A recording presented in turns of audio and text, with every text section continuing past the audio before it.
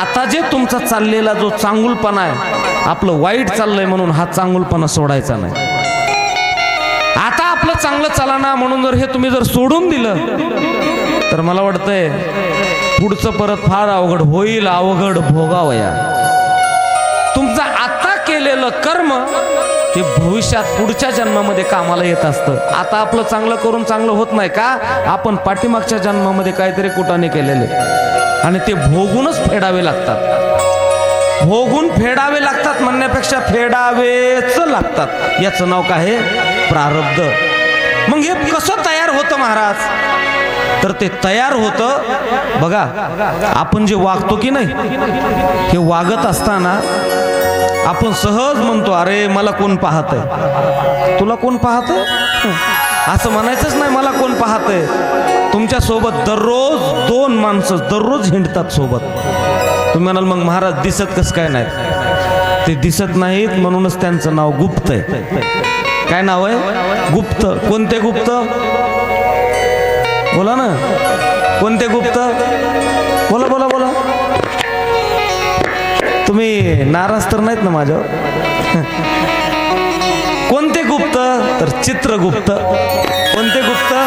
हा, तुम्ही म्हणाल ते कुठं राहतात? तर जेठे मामा, एक जण राहतंय उजव्या भुजावर आणि दुसरं राहतंय डाव्या भुजावर. बघा बारीक ऐका बरं का, तुमचं वागणंच बदलल हे ऐकल्यावर. उजव्या भुजावरल्याच्या हातामध्ये एक पेन आहे आणि डाव्या भुजावरल्याच्या हातामध्ये एक पेन आहे.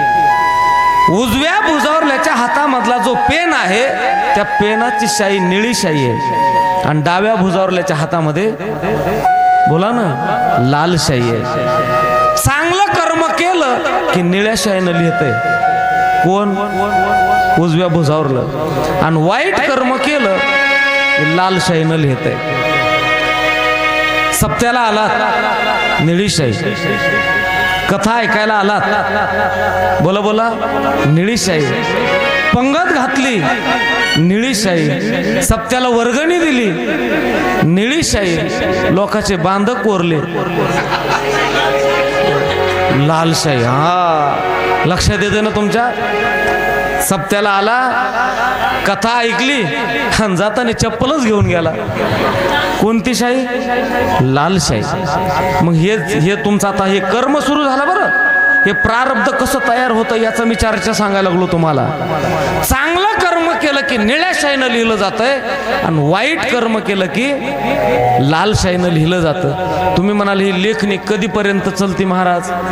तर ही लेखणी चलती तद्धामम परम मम. आपण मरेपर्यंत ही लेखणी बंदच होत नाही. चांगलं केलं की चांगलं लिहितंय, वाईट केलं की वाईट लिहितंय. ही लेखणी जर बंद कुठं पडत असेल तर आता तुम्ही इथं आलात ना, आता ती लेखणी बंद पडली.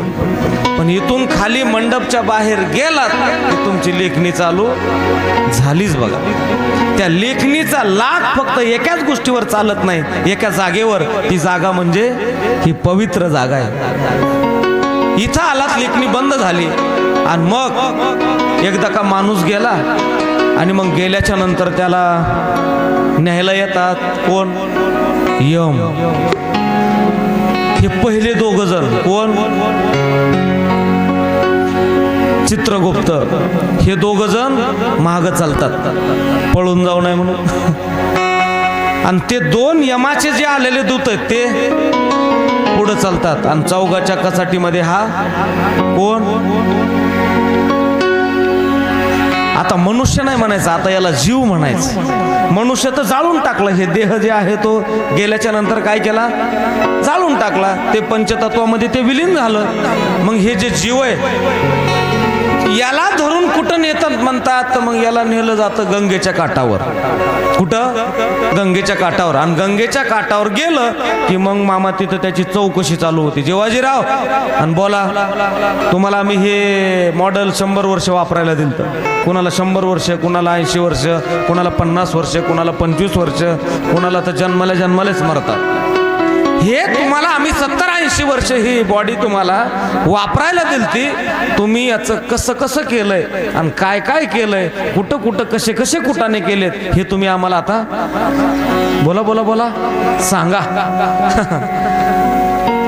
पण हे जीव म्हणजे चॅप्टर माणूस ते काय सांगायला तयार होत नाही सांगितलं की बघा गुन्हा कबूल करून घ्यायचे सुद्धा नमुने असतात. आता बी यम आहेत ना, यमाची शाखा कुठे देते सर घ्यावर राहिला. यमाची शाखा कोण? पोलीस. ही एक यमाची शाखा आहे. गुन्हा कबूल करून घेतात. नाही कबूल झाला की त्याला मारिती, तोडीती, झोडीती, निष्ठूर आणि यमाचे किंकर बहुसाल. नाही कबूल झाला की त्याला मारतात. तसं त्या जीवाला मार जर म्हणतात तर तो मार काय सोपा नाही.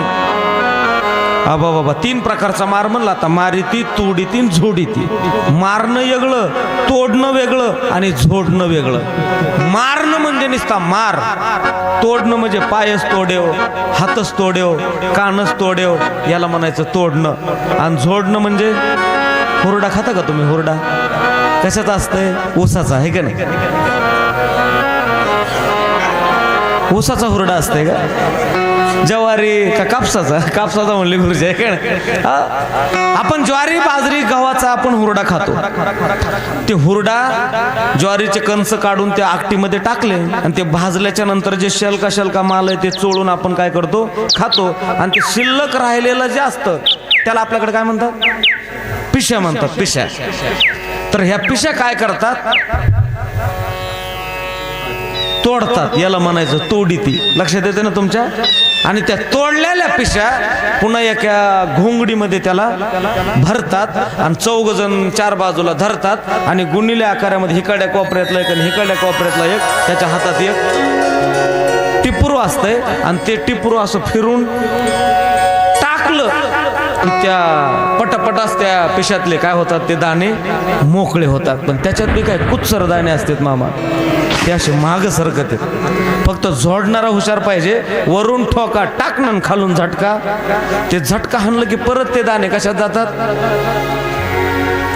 ते मध्यभागी जातात आणि परत वरून त्याला, याला म्हणायचं झोडीती. तोडीती आणि झोडीती असा मार किती दिवस? तर बहुसाल. बहुसाल म्हणजे किती ते सांगता येत नाही. किती अगणित म्हणायचं त्याला.